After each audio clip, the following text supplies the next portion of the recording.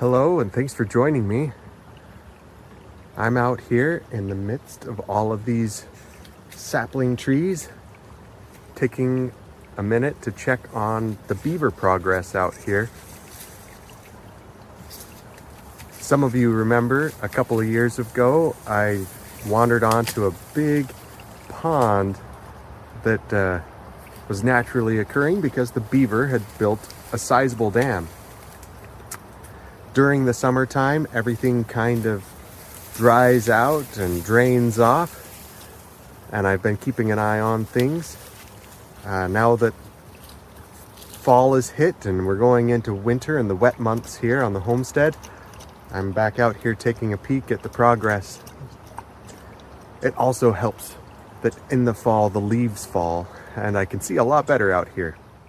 So during the tail end of last winter, there was a bit of a blowout in the dam, and the water followed a fallen log through the dam itself and washed away a lot of the soil. So where I'm standing now used to be underwater at least 1.5 feet, 2 feet. And so it would have been up to my thighs here. Now it's all drained out, and I'm hoping that the beaver come back in and fill it in this fall. I wouldn't be surprised if they do. But the neat thing about it all is I can take a look and see what's been going on over here, and I can see their handiwork. The neat thing that I've learned about this particular batch of beavers is that they farm. They take these trees and gnaw off branches. The young tender shoots are the tastiest, and then it causes the tree to explode with a bunch of new growth. It's a technique that humans use too, called coppicing, and it's happening all around.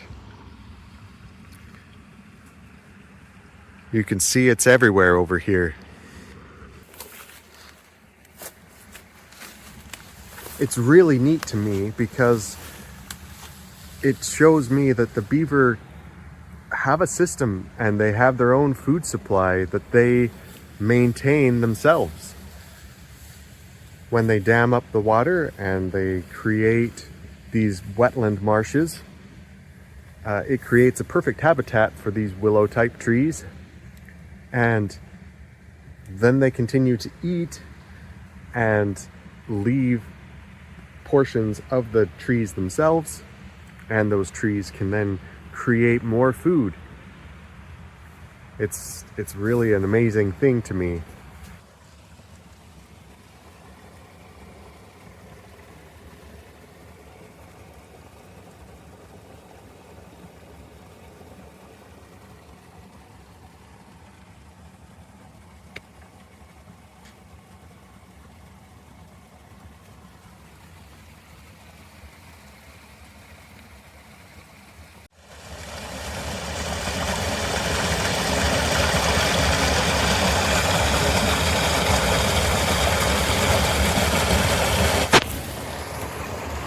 Here is something also that's very important.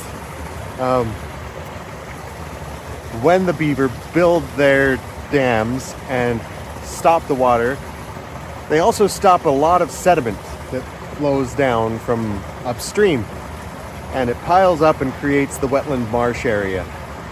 But when the dam blows, these deep channels can form. As you can tell, I'm up to my stomach here in this one, and I picked the shallowest spot I could so I wouldn't soak my boots. But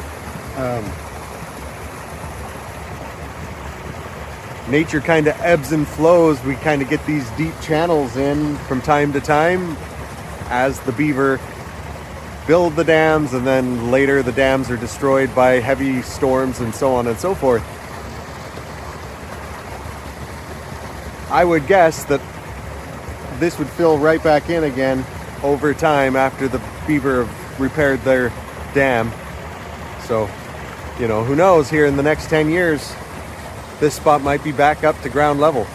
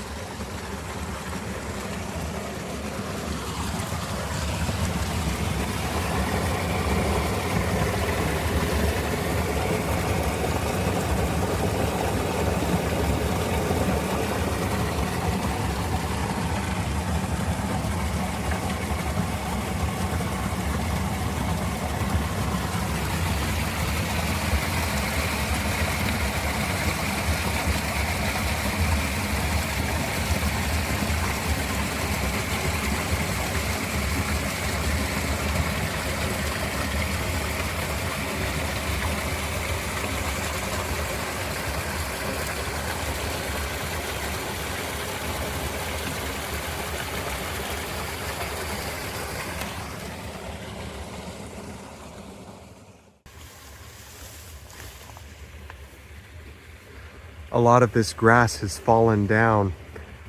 During the summertime, it grows up above my head out here. It makes it very difficult to see all of these copse trees.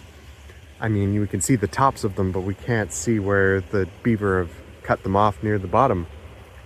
And it's really neat to wander around out here with the water low so I can take a look at it.